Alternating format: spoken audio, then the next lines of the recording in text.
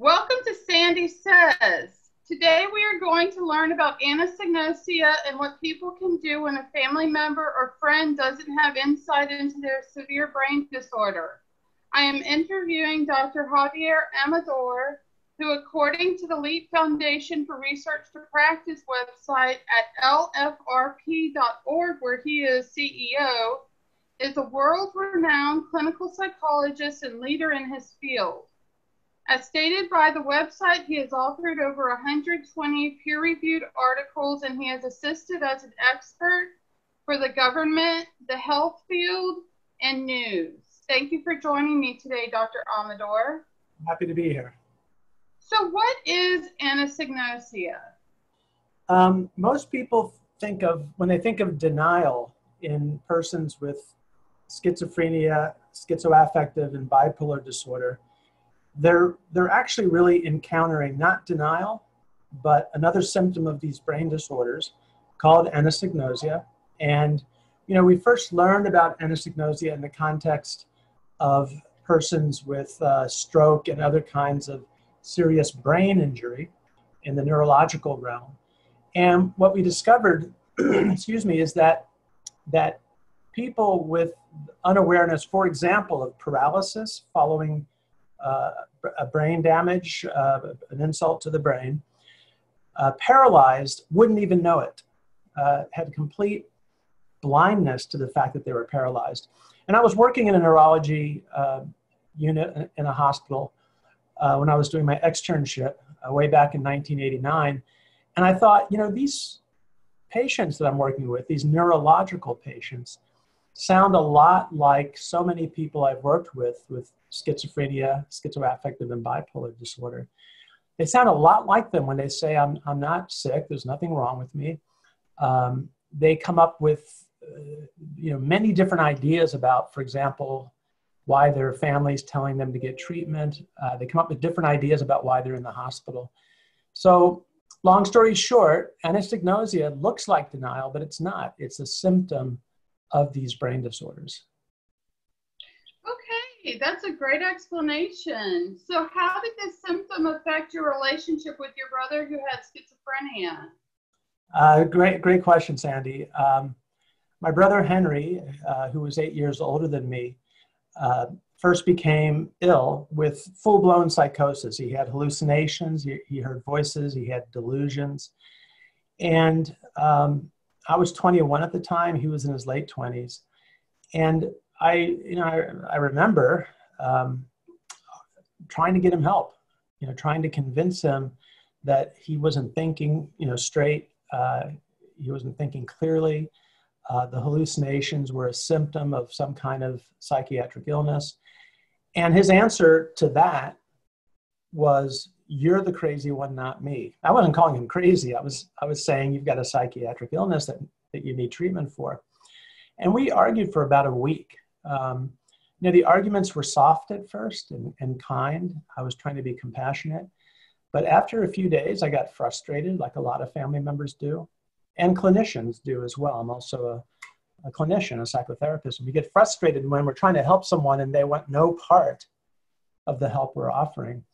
So my brother and we argued, and I got frustrated with him. I believed he was being stubborn. I believed he was being immature. I believed he was in denial. And we couldn't get to an agreement for him to get into treatment. Eventually, I had to call the police because he was suicidal, and like so many family members have to do. And he got into a hospital, and he really got a lot of benefit from my perspective. Okay, from my perspective, he got a tremendous amount of benefit from the antipsychotic medication he was given. Stopped hearing voices, became less delusional. He had paranoid delusions about our mother trying to kill him. Those things all pretty much went away. And I thought, well, this is a wonder drug. And I don't think antipsychotic medications are wonder drugs, but I do think they can help with these symptoms that I've been describing that my brother had. And there was a family meeting towards the end of his hospitalization. He was in the hospital for an entire month. This is back in the 80s when you could have longer hospital stays. And at that family meeting, Henry basically parroted what he had heard.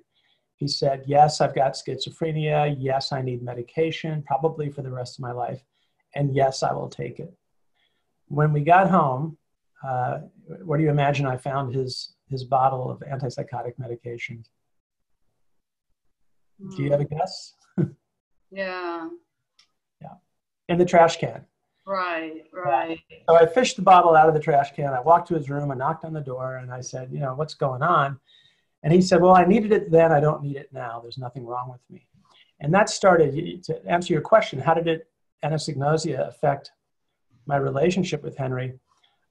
It started a 7-year impasse where we were butting heads, where I would say, you're sick, you need help. And he would say, you're the crazy one, not me. He used to accuse me of being brainwashed by psychiatrists. We fought a lot about whether he was sick or not. And, and I'm reminded of Einstein's definition of insanity, Sandy. Here I was doing the same thing over and over and over again, telling him he was sick, he needed treatment, and getting the same result, which was his saying, I don't need treatment, leave me alone, you're the crazy one, not me. And it wasn't until I accepted the fact that my trying to educate him, my confronting him with evidence of his illness, wasn't until I realized that I was trying to do this, I was doing the same thing, expecting a different result, that I kind of literally and figuratively took a very deep breath and thought, I've got to start doing this differently. I've got to start listening to him and respecting his point of view, not try to talk him out of it. And it was through a really big shift in our relationship, starting with my apology to him, that for 7 years I've been telling you you're mentally ill, I'm sorry. For 7 years I've been telling you you need treatment, I'm really sorry. Maybe I'm wrong about this. All I know is I want to have our relationship back, where we trusted each other, we respected each other, we expressed love. And I'd like us to get there somehow. That relationship, and I'll wrap this up, that relationship, which was marked by my respecting and not judging his perspective that he was not sick, did not need any help, that relationship led to his accepting treatment. Because I suggested that he accept treatment, because I offered him something in return for his accepting treatment, something he wanted. And he stayed in treatment for 18 years until the day he died. He died not from his illness. He died being the guy that I had grown up with, a very sweet, compassionate man, helping a woman get on a bus. He'd been on the bus safely, got off the bus to help this woman, and was hit by a car on the sidewalk. So it was a very tragic and sad end to my brother's life.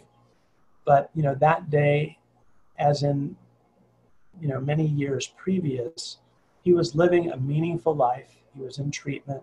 He had a girlfriend. He had 2 volunteer jobs. He went to a clubhouse, as he put it, to hang out with those mentally ill people. He wasn't one of them from his perspective. They're really nice people, and I like going there. So medication leading to, a girlfriend, friends, going to a clubhouse, having volunteer jobs, having a meaningful life. And our relationship for the last 18 years of his life was, really one of mutual respect and love and support, where I never again, this is what I promised him when I had that epiphany that I was the one that was being kind of insane, trying to get him to do something based on my approach. From that moment on, our relationship was that of 2 close brothers. But anosognosia, it's not even anosognosia that put a wedge in our relationship. It was my reaction to the anosognosia. My reaction was trying to break through what I thought was denial, but it wasn't. And I'll just say one last thing about anosognosia and our relationship and my reaction to it. This symptom is just similar to hallucinations and delusions.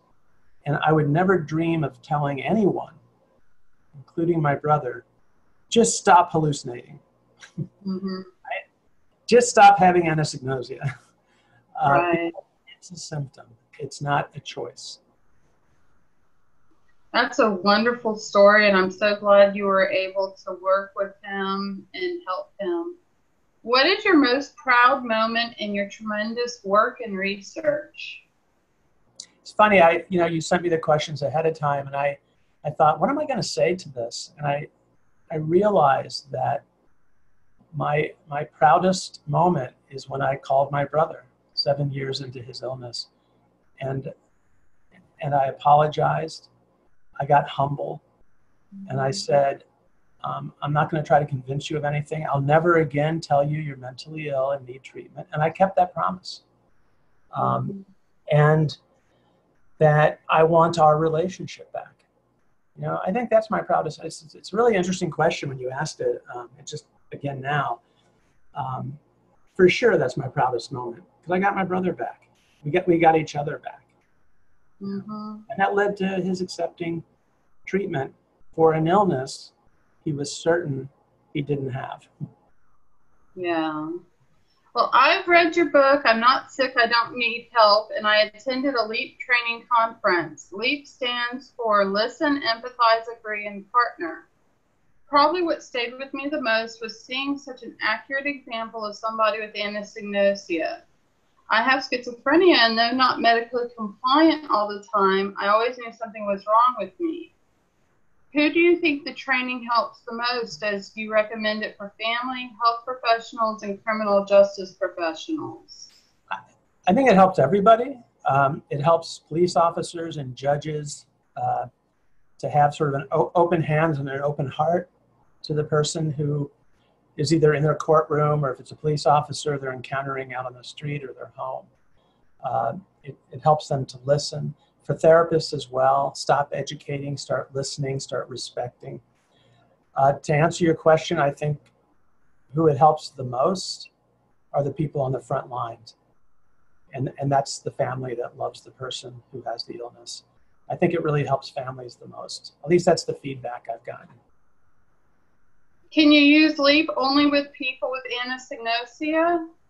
No, that's, at the risk of sounding self-serving, what I've heard from people over the last, it's now been 20 years that I've been teaching LEAP. What I've heard from many, many people was, I went to a training just like you did, Sandy, and I used LEAP with my mentally ill loved one. It was, we got our relationship back. It was really helpful. And in many cases, he or she accepted treatment. And I've also used this with my husband or wife. I've also used this, to improve the relationship, to start listening instead of talking. There's an acronym I love, which is WAIT. And the acronym stands for Why Am I Talking? So to lead with your ear instead of your mouth. I've seen people use LEAP, and I've heard from them, for alcohol and substance abuse problems, for anorexia, for all kinds of difficulties. But even, relationships between parents and their teenage kids, in marriages, employees with employers. I wrote another book called I'm Right, You're Wrong, Now What? And that book is all about LEAP being used in a wide range of situations. So I think it could be helpful. And, I didn't invent the main principles of LEAP. These are ancient, timeless psychological truths. The power of listening, the power of empathy, the practical approach of looking for areas where you agree with the person. That's the A in LEAP. And then partnering on those areas where you actually can agree. How many people have you helped with the LEAP training? Last time I estimated it, tens of thousands. We've been teaching LEAP for 20 years. So it's not just me, but it's also colleagues and senior faculty and people who have attended LEAP trainings, which our foundation is very involved in. teaching people how to use LEAP, family members, criminal justice professionals, healthcare professionals, not just how to use LEAP, but how to teach it. So we're training trainers. So if you include those people, probably hundreds of thousands of people around the world. We did a lot of this overseas in the early 20s, like from 2000 to 2010, a lot overseas. But in our country, in the US, easily tens of thousands of people. How can people get LEAP training? Go to the website you mentioned, or the foundation you mentioned, lfrp.org. And we have many events. Most of them in the age of COVID are now virtual. But we have many events that you can sign up for. There's also free videos at the lfrp.org website that will introduce you to LEAP. Some of them are an hour long, an hour and a half long, and teach you sort of the fundamental tools. But I would really recommend people come to the online seminars that we're doing to learn how to use LEAP. They can also read the book that you mentioned.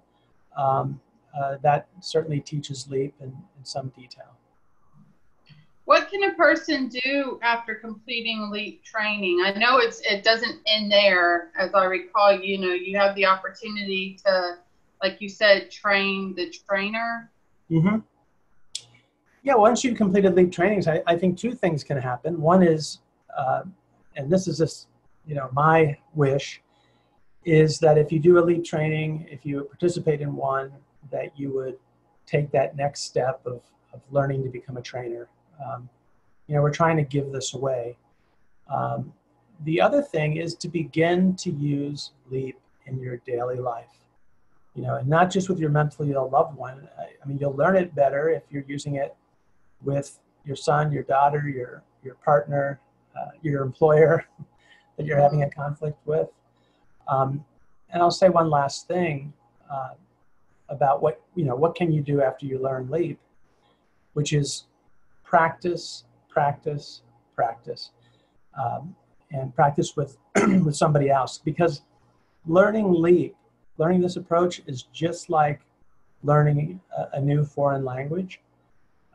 It really works. It doesn't work from just reading a book.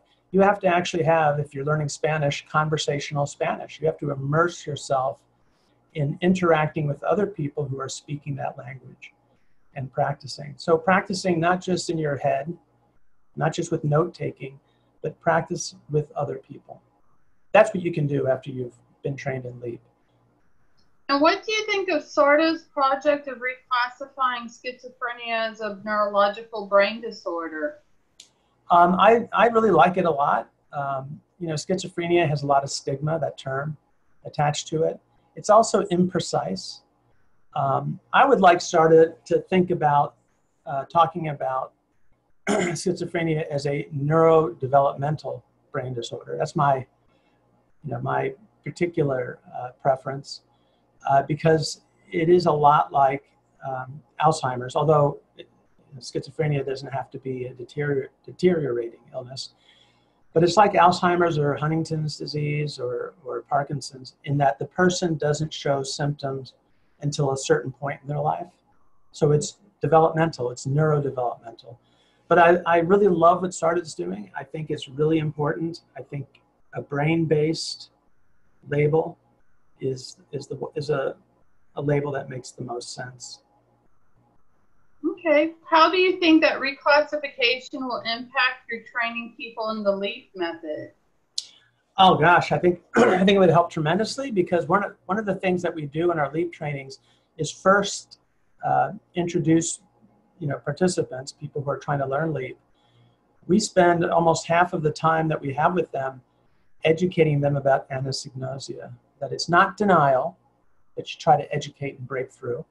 It's anosognosia. So it's about surrendering your efforts to convince the person in order to win a relationship that can lead to treatment. Educating about anosognosia is a really important first step, so that people can sort of make that shift in their thinking and in their hearts. That shift of, I'm going to stop trying to convince my loved one or my patient that they're sick and they need treatment, and instead listen to them and work on their goals, right? Work on their goals, what they want, what they feel strongly about, and then looking for ways to link that to treatment. Not treatment they think they need, but treatment you'd like them to try. And I actually have a couple more questions that I just thought of.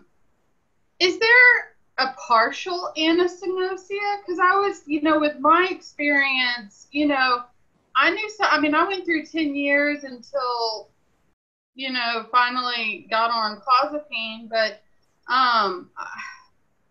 I knew something was wrong, but I mean, I would try to take the medication, and it wasn't until I found, but I wasn't always compliant. So is there possible partial anosognosia? Yes, I'm going to reframe and tell me if I'm hearing you correctly. It's not so much partial as can, two things I think you're asking. Tell me if I'm right. Can anosognosia be treated is one of the things that I'm hearing in your question. And the other thing is, can anosognosia wax and wane like other symptoms, just like other symptoms? Sometimes people are hallucinating more than others. So the answer is yes to the waxing and waning issue. Anosognosia is like other symptoms of these neurodevelopmental disorders. Sometimes there's good days, sometimes there's bad days. I used to teach, and this is because of the research that I was relying on, as well as my own clinical experience. I used to teach that anosognosia is stable over time, because that's what the research showed. There's a little bit of research. It's not as much as the research that indicates anosognosia as a stable trait can't be treated. There's a little bit of research that indicates, you mentioned clozapine, that clozapine actually can treat anosognosia in many people that take it.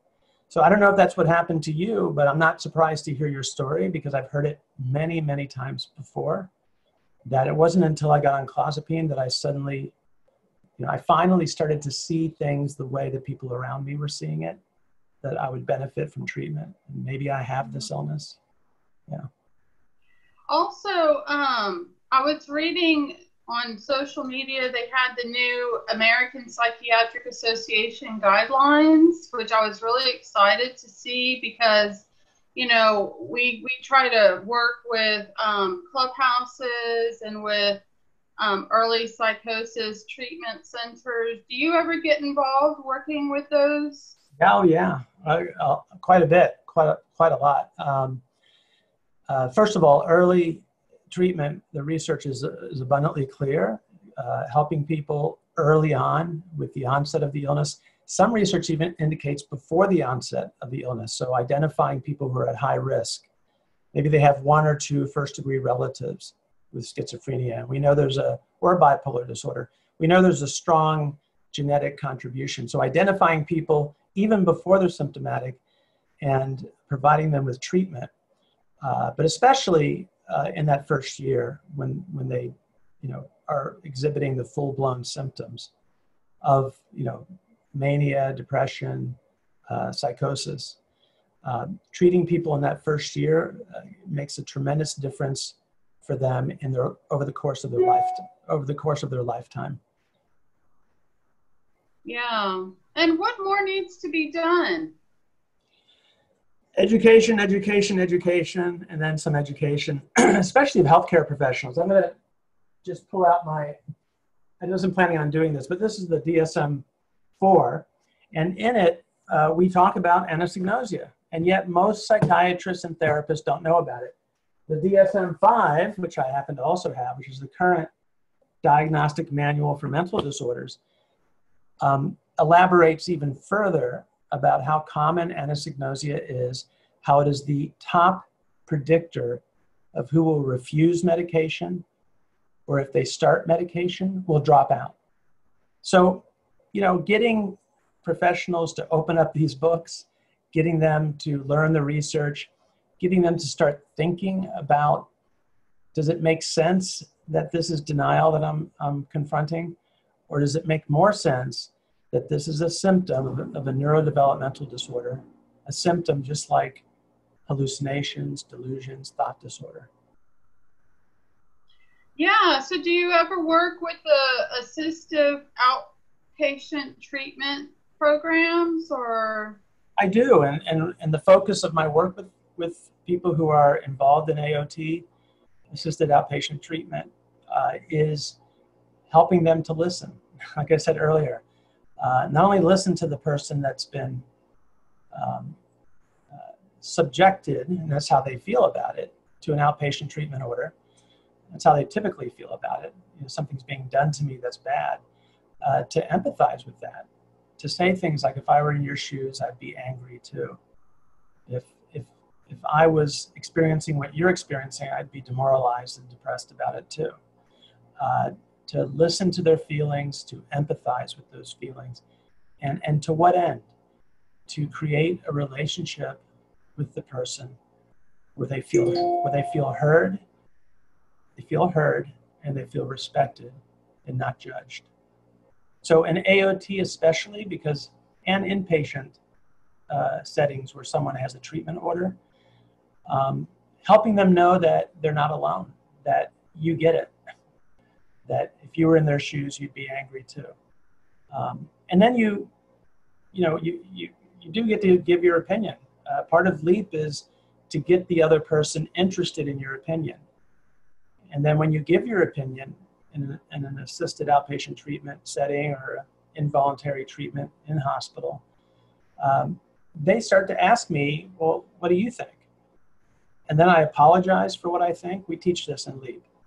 I'm sorry. You've asked me if I think you should take the medicine. I'm sorry. I could be wrong. I don't know everything. I think you ought to try the medication, not you need the medication. Right. I'd like you to try it. And all I know is if you don't agree with me, I don't want to fight with you. I want to have a good relationship with you. And that's how we make treatment offers. By apologizing for our opinion, saying, I'm fallible, I could be wrong, and then expressing our point of view, our hope for the person, which is, why don't you at least try it? Not because you have an illness, but maybe because it'll help you in some other way. To stay away from linking it to having an illness, because anosognosia leaves the person blind to the fact that they have an illness. So why go there, right? Yeah, and I was just thinking about one of our essay stories that's in the Blue Book, and it says the person was seeing a therapist, and he said what a big difference it made feeling like he was being respected. Mm. And how it changed his life. So, and I know for me, like I shared with you at the conference, my mom read your book and used it with me, and we have a better relationship because of that, because I no longer felt like she couldn't possibly understand. I felt like she was starting to understand how I felt. Well, and where you started in sharing that just now is that you felt respected, and I have to say, people, I don't know if you experienced this, but people with psychiatric illness who have anosognosia are some of the most lonely people I've ever met. Mm-hmm. Everyone around them is, against them because they think I'm sick and I know I'm not. So they're very lonely. And when they are able to say, I don't think I'm sick, and their mother respects that, yeah, I understand that you're not that you think you're not sick. I understand that you're not sick. You're not agreeing with the person. You're saying, let me see if I understood you. You're not sick. You don't need treatment. And then empathize. If I was in your position, I'd be resistant to treatment as well, because you're telling me you don't have an illness. So I hear that a lot. And Sandy, you asked me what's my proudest moment. The other answer I have to that is that I get emails every day from people saying, things like, thank you for giving me my relationship back with my daughter. Thank you for giving me the tools to stop arguing and start partnering. Well, thank you so much for being here today.